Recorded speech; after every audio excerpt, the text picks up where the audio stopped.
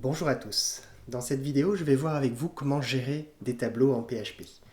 Donc il y a des tableaux scalaires, c'est-à-dire des tableaux qui sont indicés par des nombres que vous avez déjà vus normalement en Java. Ce qui est nouveau dans le langage, c'est qu'il y a des tableaux dits associatifs. Les tableaux associatifs sont tout simplement indicés par des chaînes de caractères. Alors voici donc les deux types de tableaux qu'il existe. Donc les tableaux scalaires, c'est comme en Java, ils sont indicés à partir de 0 et ils sont indicés par des entiers.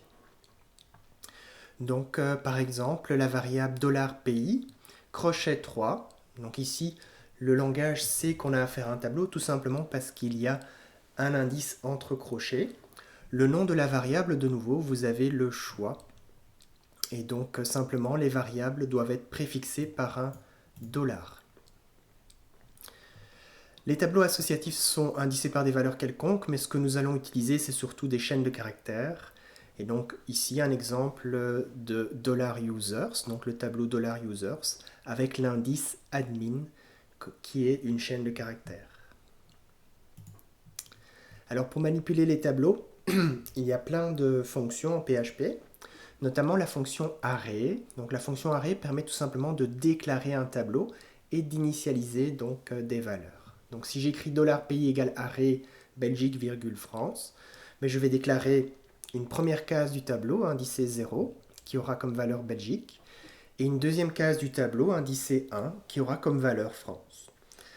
Si je veux ajouter un élément en dernière position dans mon tableau $pays, eh bien il existe la notation suivante, $pays crochet crochet.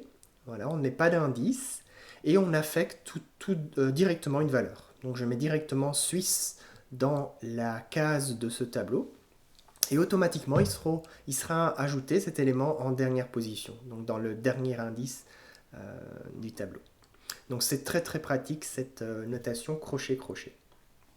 Vous pouvez également déclarer directement donc, des valeurs dans des cases du tableau en écrivant ceci, $membre crochet 0 égale instant Justin, $membre crochet 1 égale ça alors au bain. Et si vous voulez ajouter un élément en dernière position, vous pouvez aussi écrire $membre crochet crochet m'en vu ça Gérard. Voilà. Donc la philosophie vraiment du PHP, c'est vous écrivez le nom d'une variable, que ce soit une variable classique ou ici un tableau, un élément qui est un certain indice dans un tableau.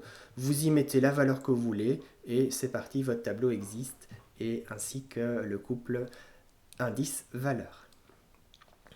Alors pour parcourir le tableau, il existe le for classique comme vous avez vu en Java. Donc ici par exemple pour mon tableau $membre, on pourrait écrire ceci, for $i égale 0, un point virgule $i strictement inférieur à $nb membre. $nb membre a été initialisé avant le for comme étant count $membre. Donc le count est une fonction de nouveau qui va compter combien il y a d'éléments dans le tableau.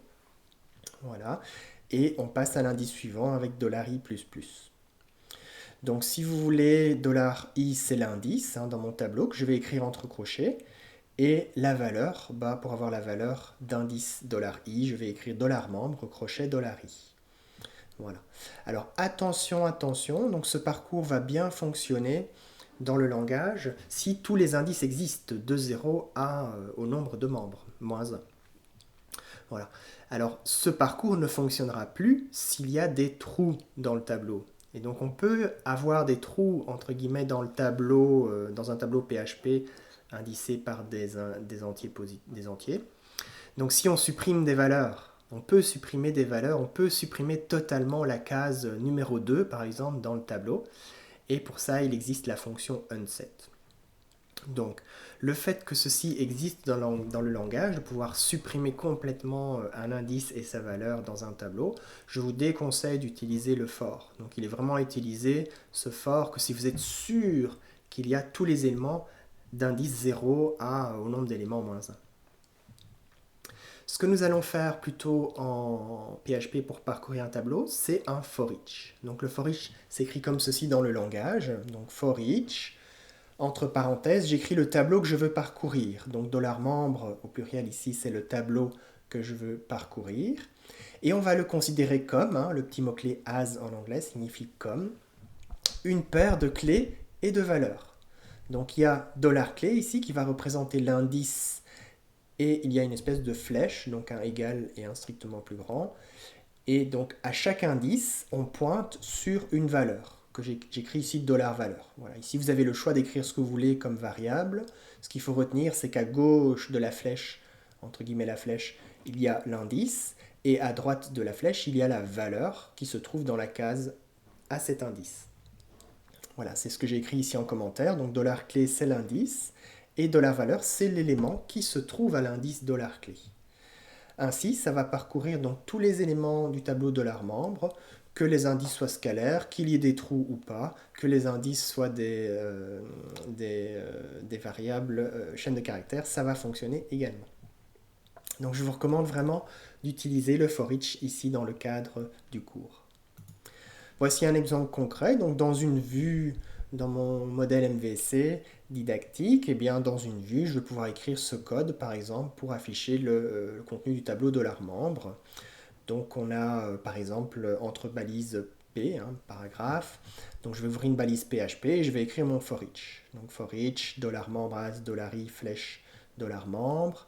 Et ici, je vais faire un écho pour écrire dans la source HTML que je suis en train de produire. Je vais écrire $i, l'indice.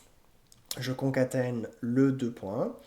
Et je concatène donc $membre qui est au singulier ici, qui est la valeur donc, qui se trouve à l'indice $i. Voilà, je mets un tag BR. Et donc, comme ça, je vais pouvoir afficher le contenu de mon tableau.